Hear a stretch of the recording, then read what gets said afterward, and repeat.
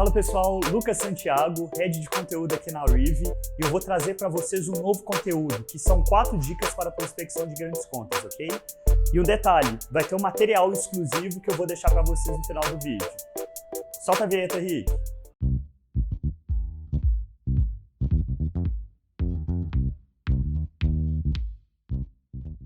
Pessoal, prospecção de grandes contas é diferente em vários níveis de outros tipos de prospecção comercial, tá bom? Um aspecto principal é o ciclo de vendas dele, que é um ciclo muito longo, naturalmente acima de 2 meses, na grande maioria das vezes, e tem alguns motivos pelos quais isso acontece. Seja porque a venda ela é uma venda muito mais relacional, seja porque a gente tem vários tomadores de decisão envolvidos, às vezes mais de uma área envolvida dentro do mesmo processo de contratação, seja também porque eu tenho muitos gatekeepers, que são envolvidos no decorrer desse processo, ou seja, eu tenho que lidar com muito secretário, com muita secretária, e assim por diante. Isso vai impactar em todo o resto do nosso processo de definição, ok? E quais que são essas 4 dicas que eu vou trazer para você aqui agora?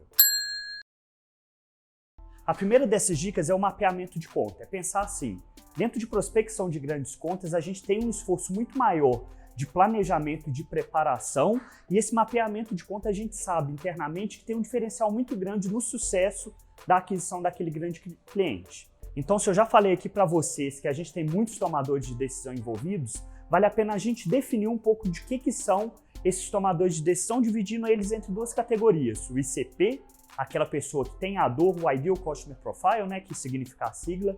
Então a gente tem que levantar um pouco, poxa, quem que é a pessoa que tem a dor, quem que é a pessoa que é responsável tanto por assinar o cheque, como é aquela pessoa que vai ter maior peso na hora de tomar a decisão. Como de outro lado eu tenho que definir quem que são os influenciadores, quem que são as pessoas que vão ser envolvidas no decorrer desse processo, não como responsáveis por assinar o cheque, mas também a gente tem que ter um nível de alinhamento, um nível de buy-in, que é o que a gente chama aqui internamente, para garantir que o nosso processo comercial esteja evoluindo. A gente divide o ICP influenciador dentro de uma linha de poder, que é a Power Line.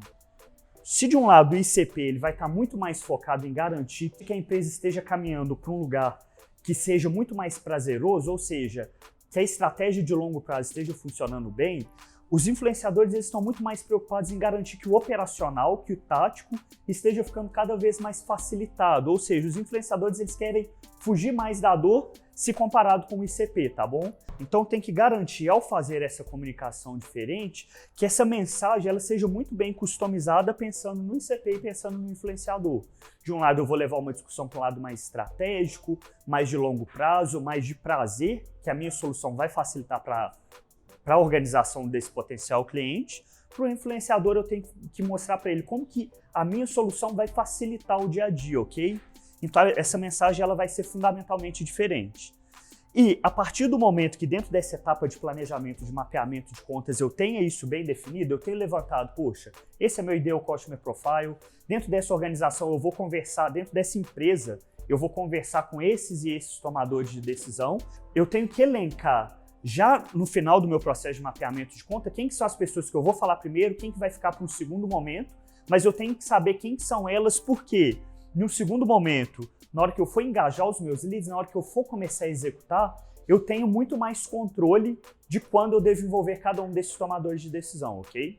Agora eu falei lá no início para vocês que dentro dessa etapa de mapeamento de contas, eu vou ter muitos tomadores de decisão sendo envolvidos e eu vou ter também muitos gatekeepers que eu vou ter que lidar no decorrer desse processo.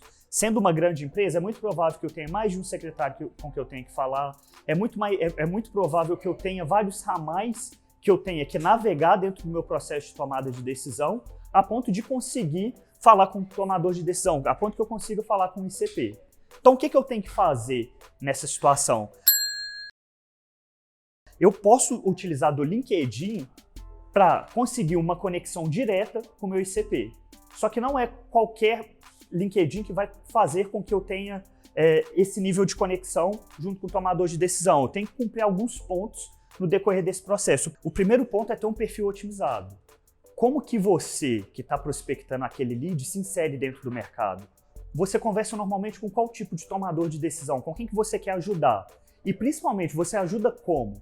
a gente tem que ter isso bem destrinchado para, a partir do momento que você vai colocar dentro do seu fluxo de prospecção, a gente vai falar sobre isso, uma conexão, uma tentativa de conexão via LinkedIn, é interessante que aquele tomador de decisão dentro da organização entenda bem onde que você se insere, tá bom? Então ter esse perfil otimizado, ele é um diferencial para facilitar o processo de conexão diretamente com o ICP, ok?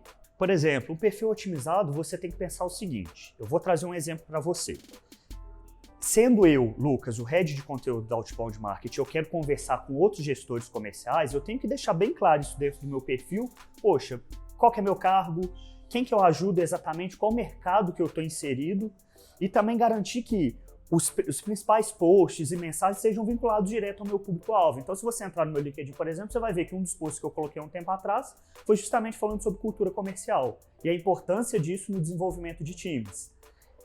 Ao utilizar desse tipo de postagem, eu mostro diretamente para o meu público-alvo como que eu posso ajudar eles. Eles podem encontrar conteúdos que eu postei, que eu criei e assim por diante, tá bom? Um ponto que a gente tem que pensar dentro do LinkedIn é que ele não é simplesmente uma rede onde eu vou postar conteúdos constantemente. Eu tenho que engajar os meus leads, então é importante que você não só utilize como meio de se promover, mas como você também utiliza o LinkedIn para engajar em conversas, curtir comentário, posts relacionados ao seu mercado, que você também esteja lá fazendo algum tipo de comentário que seja relacionado com aquilo, para você mostrar que você está ali não só para obter valor daquela rede, mas como também oferecer valor para todas as pessoas que estão envolvidas, ok? Então esse engajamento dentro do LinkedIn é um grande diferencial. Lembra sempre, poxa, curta, comente, pensando que no segundo momento a oportunidade que você vai oferecer é de ter uma pessoa que você pode receber indicação, além de ter indicações dentro do LinkedIn, que você possa facilitar essa conexão direta. Pensa assim, que dentro do processo de prospecção de grandes contas, você sempre vai ter um desafio que é envolver novos tomadores de decisão, que é lidar com gatekeepers. Então, se você conseguir uma maneira, um hackzinho para facilitar esse processo, você vai ter segurança de que o seu ciclo de vendas ele vai tender a andar muito mais rápido, tá bom? Então, se a gente chegou aqui, a gente passou pelas duas dicas iniciais que vão facilitar o seu processo de preparação para, num segundo momento, acelerar o seu processo de prospecção de grandes contas, ok? Então, a gente tem que pensar assim, a partir do momento que eu seguir por isso, eu já tenho que começar a pensar em maneiras de engajar esses meus leads. A partir do momento que a gente terminou esse processo de preparação, a gente vai entrar na execução dele. E pensa assim, o que eu espero que vocês tenham até aqui, até se vocês baixaram o nosso material exclusivo, que é, vocês já elencaram um pouco melhor quais são o ICP, quais são os influenciadores que você vai lidar no decorrer desse processo, bem como você sabe quais são as dores e como customizar a mensagem para cada um deles. Então, para engajar o lead, a gente tem que pensar o seguinte, a partir do momento que a gente começa esse processo, a gente tem que ter maneiras de começar a trazer novos tomadores de decisão e começar até a trazer, se fizer sentido, alguns desses influenciadores. E a gente tem uma boa prática aqui internamente, que é o e-mail gancho. Você deve lembrar lá do Predictable Revenue, daquele e-mail que fala, se você não é a pessoa responsável por isso, você poderia me indicar quem que é a pessoa responsável? Para você conseguir algum nível de indicação e assim por diante. O e-mail gancho ele é um pouco mais assertivo, porque você utiliza do seu processo de mapeamento para já customizar a mensagem para trazer aquele tomador de decisão. Então imagina assim, se você esteja conversando, se você esteja vendendo uma solução para gestão de marketing, automação de marketing. Você sabe que normalmente vão ter 3 pessoas responsáveis aqui para falar sobre isso. Ou vai ser o Vinícius, que é nosso CEO, ou vai ser o Arthur, que é responsável direto pelo marketing, ou vai ser eu, se tiver algum envolvimento de conteúdo naquele decorrer desse processo. O e-mail gancho, você já tendo esses 3 tomadores de decisão mapeados, e se você estiver conversando com o Vinícius, você pode já pedir uma indicação direta para o Arthur. Então, Vinícius, a gente sabe que dentro desse processo de melhorar processos de marketing dentro da sua organização, a gente tem conversa normalmente com o CMO. E eu vi que o Arthur Viana é o CMO aí responsável. Você poderia já pedir para o próprio Vinícius uma indicação para facilitar esse buy interno. Então a gente coloca que o e-mail gancho ele é um Predictable Revenue, que é o livro Receita Previsível, um Asteroids. Ele é um pouco mais bombado para já direcionar esse processo, ok? E uma outra maneira de você engajar com esses leads é através de conteúdos. A gente divide aqui em 3 níveis de esforço. O nível de esforço baixo, que seria você simplesmente pegar um conteúdo do blog e mandar para aquele tomador de decisão para ele entender um pouco mais sobre qual que é a dor e assim por diante. O nível de esforço médio, a gente utiliza o conteúdo simplesmente como uma oportunidade para eu fazer um diagnóstico e customizar um e-mail dentro daquilo.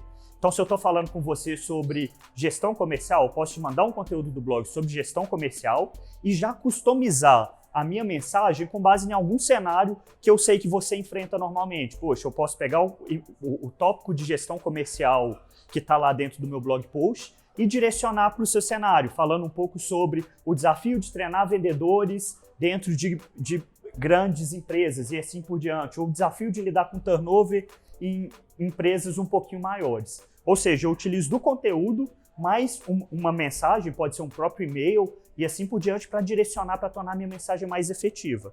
E a gente tem um nível de esforço que é altíssimo, que é fazer eventos. Por exemplo, a gente tem aqui na Outbound Marketing o Hustlers X, que é um evento que a gente faz e convida gestores comerciais, ok? Pessoal, e a quarta dica são fluxos complementares e obrigatórios, tá bom? É importante pensar que o mercado, quando a gente está falando de empresas grandes e assim por diante, ele é muito pequeno. Então, cada lead ele tem um valor muito grande. Então, a gente tem que garantir que no final a gente não está desperdiçando lead de maneira nenhuma. E, é claro, a gente já seguiu esse processo, que é um processo muito mais customizado e assertivo, que vai fazer com que vocês tenham um resultado melhor. E no final, vocês também não podem deixar de perder um lead porque não fez follow-up, perder um lead porque não colocou ele no fluxo, não reengajou um lead quando era o momento certo de reengajar.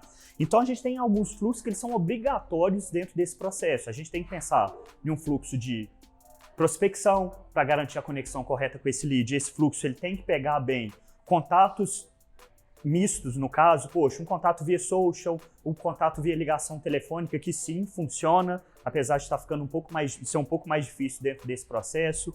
A gente tem que pensar em um fluxo de reengajamento para engajar leads que sumiram no decorrer desse processo, e sendo um ciclo longo, isso tende a acontecer várias vezes. A gente tem que pensar também em fluxo de no-show. Poxa, se esse lead não apareceu na reunião porque ele tinha algum outro compromisso, é normal que grandes empresas tenham muita reunião acontecendo em paralelo. Como que a gente reengaja esse lead? E assim por diante. Então, esses são os pontos principais, esses são os 4 grandes pontos que a gente tem que pensar na hora de prospectar grandes contas, ok? Pessoal, se vocês viram o Flipchart até aqui, vocês vão ser capazes de responder 3 perguntas. A primeira pergunta é: como diferenciar a comunicação e a mensagem pensando nos ICPs e nos influenciadores? A pergunta número 2 é: quais são os 3 níveis de esforço e como utilizar de cada um deles na hora de construir conteúdo para o seu processo de prospecção de grandes contas? E a pergunta número 3 é: por que é importante a gente ter fluxos dentro do processo de prospecção de grandes contas, ok? Não preocupe, eu vou deixar marcado aqui embaixo o tempo correto que tem cada uma dessas respostas, tá bom? Mas não deixa de pensar, ok? Pessoal, se vocês gostaram do nosso Flipchart e também do nosso material exclusivo, não deixe de curtir o vídeo, não deixe de se inscrever no nosso canal, a gente faz conteúdo todas as semanas e principalmente para você ser avisado, não esquece de marcar o sininho, ok? Lucas Santiago, semana que vem nós estamos de volta.